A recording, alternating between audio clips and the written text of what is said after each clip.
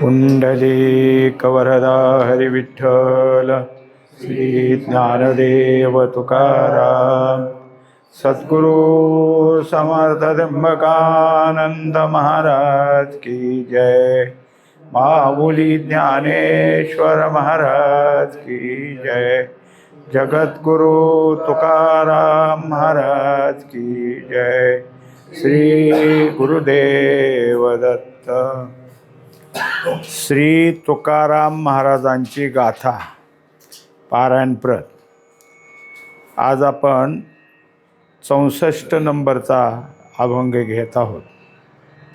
अभंग असा आहे, बोलायाचा त्यासी नको संबंध मानसी, जया घडली संत निंदा, तुझ विसरोनी गोविंदा। जळो त्याचे तोंड नको दृष्टी पुढे भांड, तुका म्हणे देवा तया दुरी मज ठेवा। 4 चरणाचा अभंग आहे। या अभंगाचा विषय असा आहे की ही व्यक्ती संत निंदा करते आणि देवाचं नाव कधीही याच्या मुखाशी नाही। असा जो आहे त्याच्याशी मला कधीही बोलायचं नाही। बोलायाचा त्यासी म्हणजे त्याला बोलण्याचा प्रसंगही कधी आणायचा नाही, त्याच्याशी बोलायचं नाही। हेच काय, पण त्याच्या संबंधी कोणत्याही गोष्टीबद्दल माझ्या मनात सुद्धा काही येऊ नये। नको संबंध मानसी काय आहे, तर याच्याजवळ कधी ना कधीतरी संत निंदेबद्दलच विषय निघणार आहे। संतांचा आदर हा लांबून दाखवणं आणि त्यांच्याविषयी ज्या काही क्रिया आहेत, म्हणजे जे काही त्याच्या ठिकाणचं वर्तन आहे, ते वर्तन कसं दिसतं तर संत निंदेसारखं दिसतं।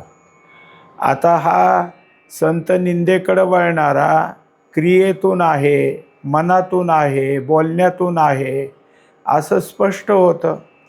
ह्याच्याशी बोलायचं तर नाही, बोलण्याचा प्रसंगही नको, पण माझ्या मनात सुद्धा या माणसाबद्दलचा कुठलाही भाव नसावा, म्हणजे त्याचं अस्तित्व माझ्या मनात सुद्धा नको। काय असतं कधी कधी तर बोलणं व्यवहाराने घडतं।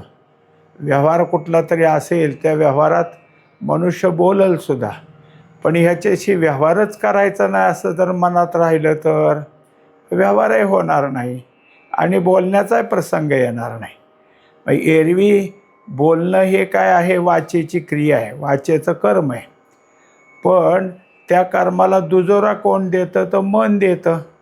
मनात आलं तरच बोलायचं असतं, मनात आलं तरच काय असेल त्याच्याशी व्यवहार करायचा आहे। मनात आलंच नाही तर काहीच होत नाही, म्हणून माझ्या मनात सुद्धा नको। मग जर माझ्या मनातच नसेल तर बोलण्याचं कर्म व्हायचं नाही किंवा त्याच्याशी कुठला व्यवहार होण्याचा संबंध यायचा नाही, म्हणून माझ्या मनाच्या ठिकाणीच ह्या सगळ्या गोष्टी पूर्ण होऊ दे असं काय केलं आहे, भगवंतालाच विनंती केलेली। आता याच्याबद्दल त्यागभाव का? वास्तविक पाहता सगळेच सारखे, पण संत महात्म्याने अशी वर्गवारी का केली तर संतांना सगळ्यात जास्त जर काही असेल तर जो कोणी असा आहे की जया घडली संत निंदा, दुसरं चरण सांगतात। हा कसा आहे तर संत निंदा करणार आहे। संताची निंदा करणं म्हणजे काय असतं तर ते जे काही करतात त्याच्यामध्ये प्रत्येक गोष्टीमध्ये काय आहे की काही ना काहीतरी शंका काढायची। त्यांचं आता त्यांची निंदा करायची म्हटल्यानंतर त्यांचं काय चालतंय, काय करतात हे सगळं पाहावंच लागेल की, कारण त्याच्यावरच शब्द पुन्हा निंदेचे काढायचे आहेत। मग जाऊन तर बसायचं तिथं आणि मग पोथी ऐकायला बसलं ना, ऐकून बाहेर निघायला लागले की सगळ्यात चाललेत त्यांना सांगायचं काय खरं असतं, असलं काय असतं काय, कुठं कधीच काय नसतं होत। उगा आपलं ह्याने सांगायचं आहे, ह्यांना आपलं आपण सांगतो ह्याचा मोठेपणा आहे, वास्तविक यांच्याजवळ तरी काय ह्यांना कळतं आहे, अशी निंदा आहे। मग त्या निंदेमध्ये नुसतं हे खोटे तेवढं नाही म्हणायचं, हे ज्या देवाबद्दल सांगते ते देवसुद्धा नाहीच असं कुठं असतो काय? कधी कोणी पाहिला का? कधी कोणाच्या समोर आला का? काही नाही. आता जर तसा देव असताच तर मग हे जे काही चोर आहेत, हे दुसरे काही चहाडी करणारे आहेत, खोड्या करणारे आहेत, ह्यांना कुठं देव शिक्षा देतोय? मग असता तर देवाने काहीतरी केलं असतं. म्हणजे ते आणि हे या दोन्हीची सांगड घालायची. आता काय आहे की संत निंदा हे परमात्म्यालाच आवडत नाही. परमात्म्याला त्याविषयी इतका राग आहे की आपल्याला असं वाटतं की हा न बोललेला बरा. ह्याला कशासाठी वाचा दिली? याची वाचा जर बाकीच्या गोष्टीपेक्षा संताच्या निंदेकरता तो वापरत असेल तर काय आहे? आता निंदा करणारा मनात ठेवत नसतो. तो ह्याला बोल, त्याला बोल, त्याला बोल करणार. कुणाला बोलणार? जे त्यांच्याकडे जाते त्यांनाच बोलणार. म्हणजे त्यांच्याविषयी त्यांच्या मनामध्ये मतभेद करायचा, हे त्या निंदकाचं काम असतं. आता तो एरवी काय आहे की निंदा करल ते इतर ठिकाणी केलं तरी व्यवहारच आहे. व्यवहारात कधी सत्य कधी असत्य दोन्ही असतं. पण इथं जे हे सांगतात ते शास्त्र असत्य कधीच असणार नाही. शास्त्र सत्य आहे. आणि संत महात्मे जे सांगतात ते शास्त्रातलं सांगतात. त्यांनी मनानेच काढलं आणि बोलले तर असं कधी होत नाही. शास्त्राचा अर्थ जुळवायचा, शास्त्राला त्या अर्थाप्रमाणे एखादं प्रमाण द्यायचं, किंवा त्या ठिकाणी काय आहे की एखाद दुसरा दृष्टांत द्यायचा.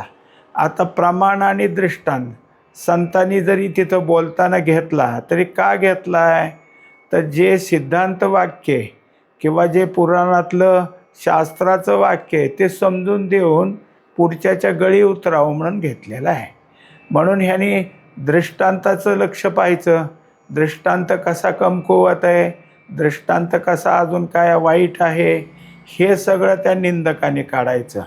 आणि प्रत्येक गोष्टीमध्ये त्याच्या ठिकाणी काय आहे, विरोधच दाखवायचा. हा काय आहे, याचा उद्योग आहे. आणि प्रत्येक निंदेचं जे काय असेल ते सगळं करत असताना तुझं विसरोनी गोविंदा. आता हे जे काही संत आहेत हे सगळं कोणाबद्दल सांगतात? तर महत्त्वाची गोष्ट म्हणजे भगवंताबद्दल सांगतात. परमात्म्याचाच सगळा गुणगान तिथं चाललेलं असतं. आणि हा काय करतो की याला नाहीत घालतो. देव नाही कुठे सांगतात तो कोणचा परमेश्वर कोणचा परमात्मा, असं काही नाही. मग ह्यांनी हे सगळं काय आहे उगीच जोडलेलं आहे. असं केल्यामुळं तो देवाला विसरला आहे. आज संताची निंदा करणं आणि देवाला विसरणं हा काय आहे, ह्याचा नित्याचा खटाटोप आहे. हा आपला गप्प बसत नाही, सतत हे चालूच असतं. तेव्हा याच्याविषयी तुकोबारायाला काय केलेलं आहे, अत्यंत मनातनं क्रोधच आलेला आहे. वास्तविक संताजवळ काम क्रोध लोभ हे कधीच नाहीत. पण कधीकधी काय होतं की प्रसंगच असे असतात की ते समोरच्याचे सगळे चाळे पाहिले, बोलणं पाहिले की संताच्या ठिकाणी क्रोध येतो. वास्तविक काय आहे, काम क्रोध लोभ हे अंतःकरणातल्या उर्मीत, आणि अंतःकरण स्वच्छ झाल्यामुळं संताजवळ ह्या उर्मी उठत नाहीत. पण कधी झालं हे, तर जेव्हा हे समोरचा जवळ येऊन काहीतरी सांगतो तेव्हा होऊ लागलं. आणि त्यांनी इतराचं कोणाचं बोललं असतं तर तेही काही त्यांना वाटलं नसतं. पण संताची निंदा केली, देवाविषयी काय आहे नाही करून देव नाही नाही असं सांगितलं, हे नाहीच आवडलं. आणि म्हणून मग त्याच्यानंतर इतके त्यांच्या ठिकाणी अंतःकरणातली उसळी उर्मी इतकी जागी झाली की तिसऱ्या चरणात म्हणतात जळो त्याचे तोंड. आता वास्तविक पाहता संतांनी कधी कोणाला असा काय आहे शाप दिलेला नाही, कधी कोणाचं काय आहे वाईट व्हावं असं कधी चिंतलेलं नाही. पण असा जो कोणी आहे याच्याबद्दल सांगितलं आहे की याला जर काही असेल तर ह्याची जी काही वाचा आणि हे बोलत बोलत फिरतो चौकडं म्हणून ह्याचं तोंड एक प्रकारे काय आहे नष्ट हो म्हणताना दाखवले जळो. जळो म्हणजे काय होईल, हा आता परत या तऱ्हेचं बोलणार नाही, असं काही कोणाला सांगत सांगत हिंडणार नाही. म्हणजे याच्या तोंडाला जे काही असेल ते जीभ म्हणा ओठ म्हणा ह्या सगळ्याला जर आगीचा चटका बसला तर ह्याला शब्द उच्चार कसे येतील? म्हणजे आपल्याकडं सुद्धा काही कारण झालं, दाताखाली जीभ चावली गेली, दुसरं काही जिभेला झालं, तर जिभेला काय होतं? जडपणा येतो, जिभेला उच्चार करायला जमत नाही. अशा वेळेस माणूस बोलतो का? काय तर बोलत नाही. आता ह्यानी तर सांगितलं त्याचं ओठ जीभ सगळंच जळलं, मग कसा बोलल? म्हणजे ह्याचे हे बोलणं बंद पडायला याला काही नाही. मग सरळ सांगितलं, जळो त्याचे तोंड, नको दृष्टी पुढे भांड. आता दुसरं सांगितलं, म्हणजे दोष तरी किती ह्याचे?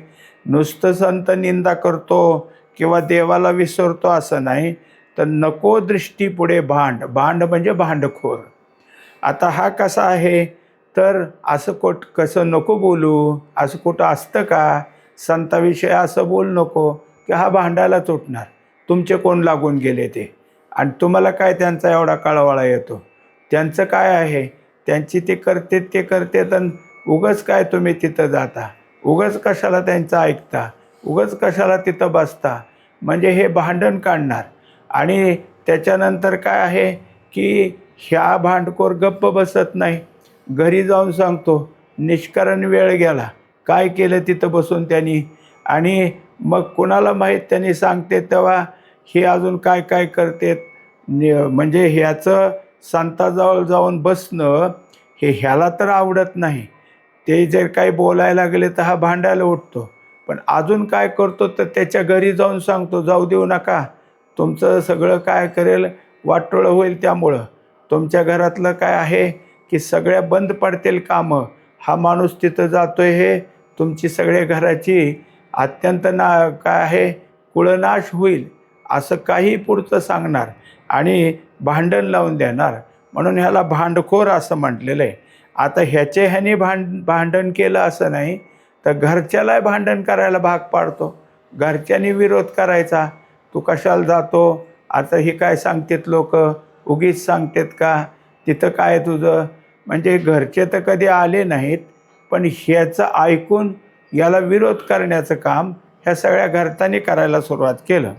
तुका म्हणे देवा. आता त्याच्यानंतर काय आहे? संपूर्ण अभंगाची एकंदरीत तुकोबारायाच्या मनातली गोष्ट आपण लक्षात घेतली. देवालाच विनंती केली, हे सगळं करण्यात मला जे काय अडीअडचणी येतात, ह्या अडीअडचणीत सगळ्यात जर कोण असेल तर देवा मी तुला सांगतो किंवा तुला विनंती करतो की तया दुरी मज ठेवा. हा जो कोणी आहे याच्यापासून मला दूर ठेवा. हा कसा आहे की ह्याची दोष सगळे कळले, पण ह्याचे दोष इतर आहेत. काय असतं की कुठं कुठं जे जे काही दोष असतात ते दोष क्षम्य असतात आणि याच्याजवळचे दोष क्षमा करण्यासारखे नाहीत. कारण संताची निंदा करणं हा दोष अत्यंत पातक लावणारा दोष आहे. म्हणून ह्याच्यापासून मला दूर ठेवा. एरवी कसं गुणदोष याती न विचारिती काही. आता हे कुठलं झालं? अज्ञानी. म्हणून जसा एखादा काय आहे फार अज्ञानी, समजा एक नातू आहे आणि आत्ता काय आहे 2-4 वर्षाचाच आहे, इकडं तिकडं पळतो बोलतो, पण घरातलं काय करू नको म्हणायला लागले की आजोबालाच म्हणतो तुम्ही गाढव आहेत. मग आता ते वास्तविक काय आजोबा हसण्यावरही घालवतात, पण त्याचं ते काय अज्ञान आहे. आता हा अज्ञानी म्हणावं तर संताची निंदाच कशी करता येते ह्याला? म्हणजे ह्याच्या अज्ञानातले हे जे काही दोष आहेत, अविद्येचा आविर्भाव आहे हा, अविद्येतून निघत असलेले दोष आहेत. म्हणून त्याच्या पाठीमागं सगळ्यात काय असेल तर जे दोषाची जागा दाखवलेत त्यात अविद्येबरोबर अस्मिता म्हणजे मीपणा आहे. मला कळतं मी आहे असा मीपणा धारण करणारा आणि त्यातनं अविद्येचं बोलणं ह्याचं.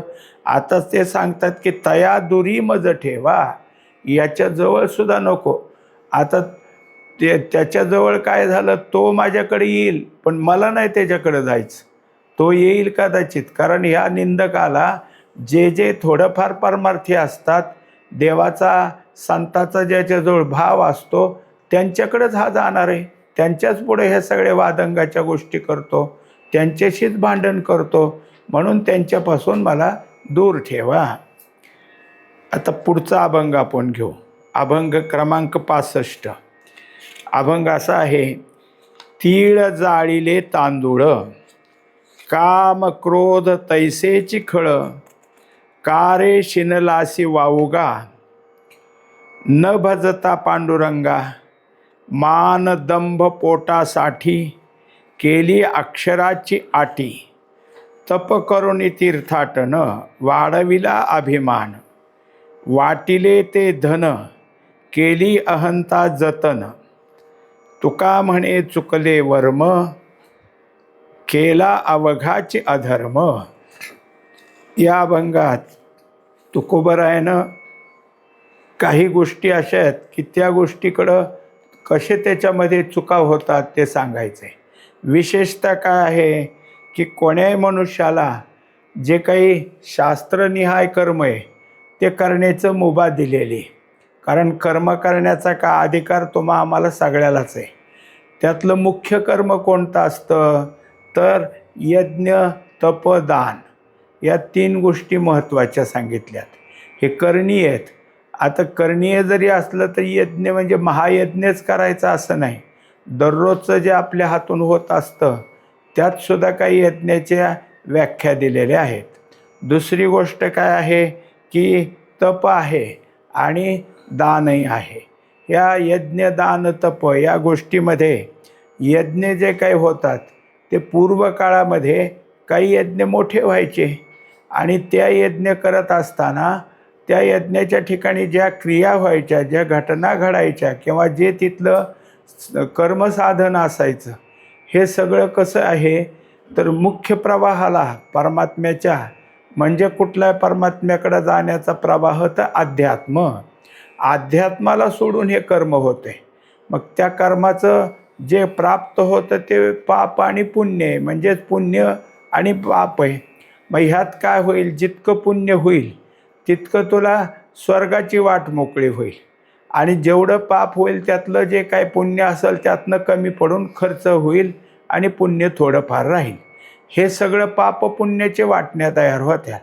पण मुख्यत्वे करून जे जे केलं असता या पापपुण्य व्यतिरिक्त जे होतं ते फक्त परमात्म्याचं स्वरूप म्हणजेच अध्यात्म आहे. इकडं दुर्लक्ष होते. आता त्याच्याकरता हे समजून दिलेलं आहे. तीळ जाळिले तांदूळ, यज्ञाचा प्रकार दाखवला. यज्ञामध्ये काय असतं तर ज्या आहुती दिल्या जातात त्या आहुतीमध्ये काय काय दिलेलं आहे तर तीळ दिलेले असतात. तांदूळ म्हणजे भाताचं स्वरूप काही केलेलं असतं आणि इतर समिधा वगैरे सगळं असतं. आता समिधा ह्या सगळ्या काय ज्वलनग्रहीच आहेत म्हणजे ते इंधन आहे. त्याला काही एवढं काही तुकोबरायानं महत्त्व दिलं नाही. पण तीळ आणि तांदूळ हे खाद्यधान्य. ह्या सगळ्याला काय केलं आपण तर त्या आहुती देण्यामध्ये त्यात टाकलं. आता त्याच्यात काय झालं असतं तर त्या मुठभर तांदूळानं कोणातरी पोट भरलं असतं. पण इकडं काय केलं, मंत्र म्हणत म्हणत आहुती देत ते जाळून टाकले. तीळही त्याच्यामध्ये टाकलं. आता ह्या सगळ्या गोष्टी काय झाल्या, यज्ञातल्या झाल्या. पण हे सगळं करत असताना हा जो काय आहे तो हे सगळं कर्म करतो पण अंतर्शुद्ध होतंय का त्याचं. तेव्हा त्यातल्या दुसऱ्या तुकड्या सांगतात की काम क्रोध तैसेची खळ. म्हणजे हा काय आहे की जे जे काय असेल त्या विकारानं भरलेलाच आहे. त्याच्या ठिकाणी काम आहेत, क्रोध आहे, तैसेची खळ म्हणजे दुष्ट. हे सगळे दुष्ट आहेत. आता एवढं सगळा त्यांनी मोठा यज्ञ केला, कितीतरी तीळ आणि कितीतरी तांदूळ जाळले त्यात, तरी ह्याच्या ठिकाणी शुद्धी झाली का. मग आता महत्त्व कशात आहे, शुद्धी होण्यात. तुमचं कर्म किती झालं आणि अंतःकरण शुद्ध झालंच नाही तर मग काय करायचं. त्याच्याकरता सगळ्यात महत्त्वाचं वर्म राहतं आणि नको ते करता. आता ह्यात काय आहे की माऊली सांगतात योग याग विधी येणे नोहे सिद्धी, वायाची उपाधी दंभ धर्म. मग आता हा जो काय आहे तो दांभिकपणा झाला. आम्ही मोठे, आम्हाला येतं, आम्ही एवढं मोठं कार्य केलं, हा सगळा काय आहे. मग हे सगळं सिद्धिप्राप्ती झाल्या म्हणजे येणे नोहे सिद्धी. वास्तविक सिद्धी हा सिद्धी नाही. सिद्धी कशाला म्हणलं? आत्मस्वरूपाची प्राप्ती हे सिद्धी. मग हे कशी होईल का? वरचे कर्म केलं म्हणजे वरचंच कर्म झालं. आता त्याच्याकरता दुसऱ्या चरणात सांगतात, का रे शिणलासी वावगा. आता हे सगळं करून क्षीणच झाला. तू त्याच्यामध्ये काय करत आहेस की आट्टास केला, म्हणजे शरीरानं कुठलंही कर्म केलं तर शरीर कष्टतं, शरीराला क्षीण येतो आणि शेवटी केलं तरी काय आहे की ते शरीर दमलं तर काय पुन्हा आळस येईल, झोप येईल, पण प्राप्ती काय झाली? प्राप्ती काहीच झाली नाही. म्हणून मग हे सगळं एवढं यज्ञ कार्य केलं तर त्याच्यामध्ये कष्टच झालं. न भजता पांडुरंगा, तुझ्या ठिकाणी इतकं सगळं केलं पण भगवंताची आठवण नाही, पांडुरंगाचं भजन नाही, पांडुरंगाचं नाम नाही तिथं काही. आणि मग हे सगळं केलं तर काय उपयोगाचं आहे? मुळात नाम, भगवंताच्या ध्यान, भगवंताची भक्ती हे सगळं काय आहे? संतांना प्रिय आहे. संत ह्या बाकीच्या वरकरणी दाखवणाऱ्या गोष्टीकडं दुर्लक्ष करतात. म्हणून संत सांगतात, असा सगळा आटापिटा केला पण देवाचा भाव नाही, देवाचं नाव नाही, मग हे तुझं काय आहे? निष्कारण कष्ट आहेत. पुढच्या चरणात सांगतात, मान दंभ पोटासाठी केली अक्षरांची आटी. आता हे सगळ्यातनं काय मिळालं तुला? तर लोक काय म्हणतील? यांच्या हातून फार मोठा यज्ञ झाला आणि यज्ञ करणारे दीक्षित आहेत, असं झाल्यामुळं तुझा मान वाढला. इतकं सगळं आता काय आहे? तू मोठा आहे, खूप दिवसाचा यज्ञ, खूप यज्ञामध्ये अनेक गोष्टी केल्या, हे सगळं काय झालं? तुला सगळे वाहवा करायला लागले म्हणजे तुझा मान वाढला. ही एक गोष्ट आहे. आणि सगळेच तुला मोठेपण देतात म्हणून तुझा दंभ वाढला. दंभ म्हणजे काय असतं की आत किती आहे आणि किती नाही हे माहीत नाही, पण निष्करण मला फार सगळं चांगलं येतं असं दाखवणं म्हणजे दंभ. मग त्याच्या काय आहे की हा दंभ आपल्या हिताच्या विरुद्ध आहे. मग हित होय तरी दंभ दुरी ठेवा, चित्त शुद्ध ठेवा भगवंताची. तेव्हा आपल्याला हित व्हायचं असेल तर दंभ नको आहे. दंभ हा विरोधक आहे, परमार्थाच्या विरोधी. कुणाला विरोध करतो? तर चित्ताला विरोध करतो, मनाला विरोध करतो, अंतःकरणाला विरोध करतो. आणि हे सगळं चाललं आहे. मग आता इतकं सगळं कशासाठी केलं? तो पोटासाठी. म्हणजे ह्या सगळ्या गोष्टीमध्ये काय आहे की आतासुद्धा मनुष्य काय करतात की एखादा उत्सव करतात. कोणी म्हणतं आम्ही पुण्यतिथी करतो आहे, मग कुठल्या तरी मोठ्या संतांची पुण्यतिथी, कुठल्या तरी देवाचा उत्सव, कुठला तरी कार्यक्रम, आणि करायचं काय? सगळीकडं पैसे गोळा करत राहायचे, पट्ट्या गोळा करायच्या आणि सगळं झाल्यावर म्हणायचं कसं काय, आम्ही कसा कार्यक्रम केला, चांगला झाला का नाही. आता हे सगळ्याच्या पैशाची जोवर केला, यांनी काय स्वतःचं काय केलं? पण पोटासाठी. हे सगळं करायचं आहे म्हणजे खरं तर काय आहे की त्यात काहीच नाही. म्हणजे सगळ्यात महत्त्वाचं आहे की आपलं काय फायदा आहे हे पाहिलं जातं. पोटासाठी याचा अर्थ फक्त अन्नच खाल्लं असं नाही, आपला फायदा काय. आणि मग त्याच्याकरता काय करायचं? ते केली अक्षरांची आटी.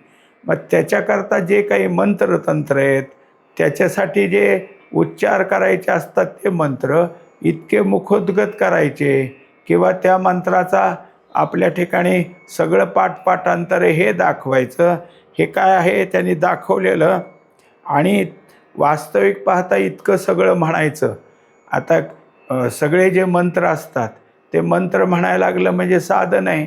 वाचेला कष्ट पडतं, वाचा कोरडी पडते, जीभ कोरडी पडते, घसा कोरडा पडतो. झालं सारखं सारखं बोलून घशातल्या म्हणजे स्वरयंत्राला त्रास होतो. ही आटी म्हणजे कष्ट आहेत. हे सगळं करण्यात त्याला कष्टच आहेत.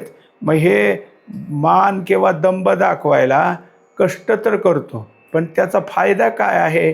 उलट तुझ्या ठिकाणी या सगळ्या गोष्टींनी पाशच तयार झाला.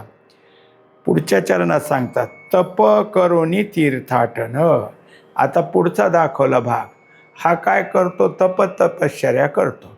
कोणचे तप करायचं? काही काही असे असतात की आता फार मोठं कुठंतरी 12 वर्ष जाऊन थांबला, असं तप केलं असं नाही. मग ह्याचं तप काय आहे? सोमवार करायचा की दुसरा लगेच मंगळवार बुधवार करायचा किंवा गुरुवार करायचा, पुन्हा शनिवार करायचा, पुन्हा रविवार करायचा. हे सगळे काय आहेत असे वार. काहीने काय करायचं, एक वेळ जेवायचं, पुन्हा त्याच्यानंतर संध्याकाळी नाही दुसऱ्या दिवशी जेवायचं, म्हणजे एकभुक्त. हे सगळी तपच आहेत. एखादं व्रत म्हणजे तपच आहे. असे अनेक काय करायची, आटाआटी करायची, उपास तापास करायची, हे सगळं तप आहे. आता असा तपश्चर्या करणारा पाहिला की मग असं वाटतं की केवढं करतोय हा, आपल्याला एवढं येतं आहे का? आणि तो करतो ते करतो आणि सगळीकडे सांगतो माझं असं आहे, माझं तसं तप आहे. मग हे एक झालं. दुसरं त्याने भाग दाखवला तीर्थाटन, तीर्थयात्रेचं भ्रमण करायचं. मग ह्या तीर्थयात्रेला त्या तीर्थयात्रेला फिरतात. तसं दुसरे काही असतात की इकडचा सप्ताह तिकडचा सप्ताह सगळ्या सप्त्याला फिरतात. घरी येऊन पिशवी टेकवायची की दुसऱ्या सप्त्याला निघालाच.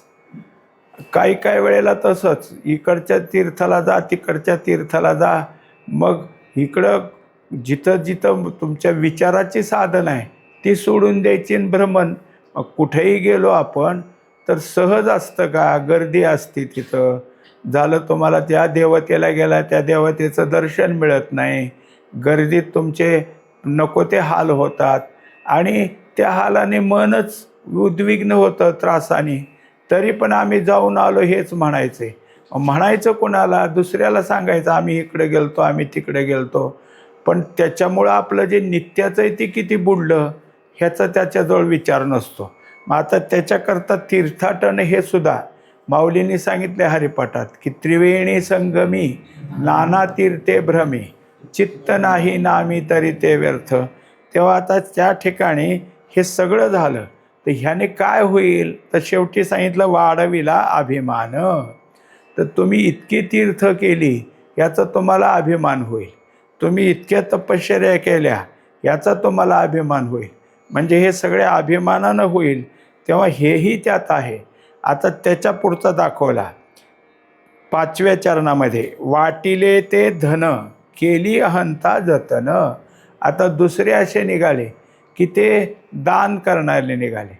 आता हे दान देतात खरं, पण याच्याजवळचं दान वेगळं आहे. लोक काय करतात, कपड्याचं दान देतात, वस्त्रदान, धान्यदान, हा पैसे देतो, ह्याचं त्याचं नडलं पैसे देतो, नाही नडलं तरी राहू द्या तुमच्याजवळ म्हणतो.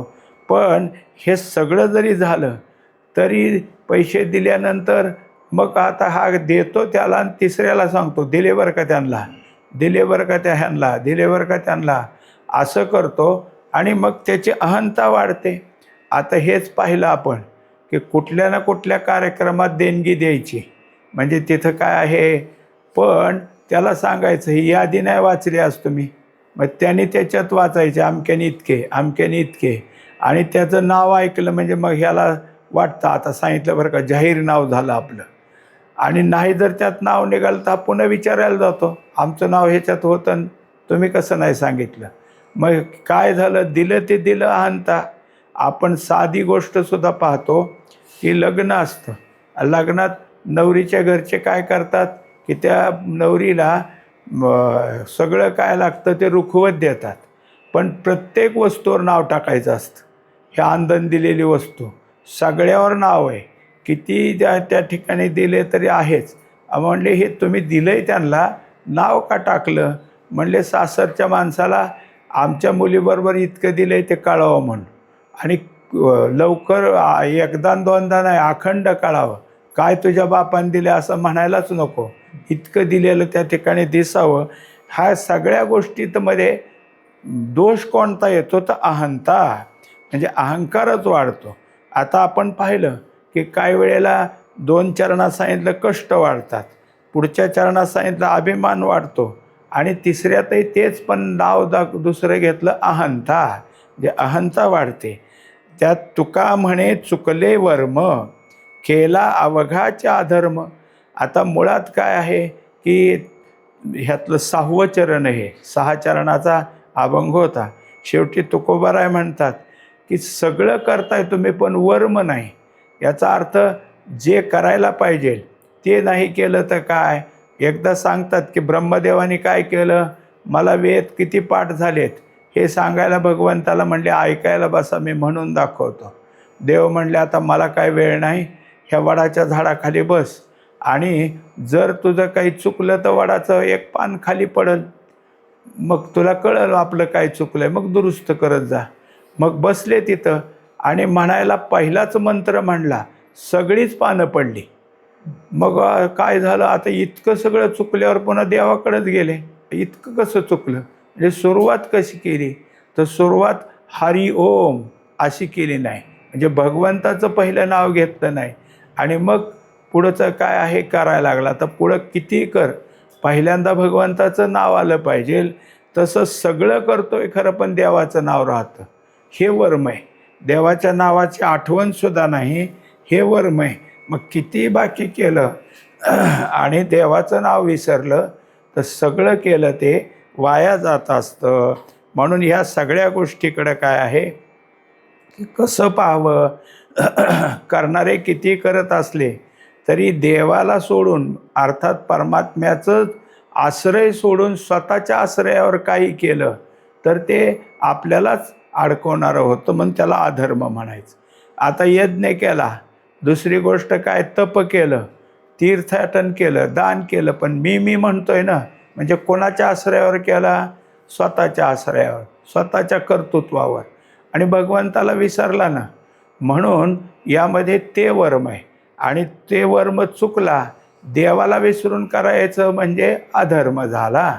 शेवटी म्हणतात केला अवघाचे अधर्म, तो शेवटी काय आहे, अधर्मच केलेला आहे. हे केलं म्हणजे धर्म पाळला नाही, अधर्म झाला. या सगळ्या गोष्टी आता काय आहेत तुकोबारायानं सांगितलेल्या आहेत. पुंडलिक वरदा हरी विठ्ठल, श्री ज्ञानदेव तुकाराम, सद्गुरु समर्थ त्र्यंबकानंद महाराज की जय, माऊली ज्ञानेश्वर महाराज की जय, जगद्गुरु तुकाराम महाराज की जय. श्री गुरुदेव दत्त.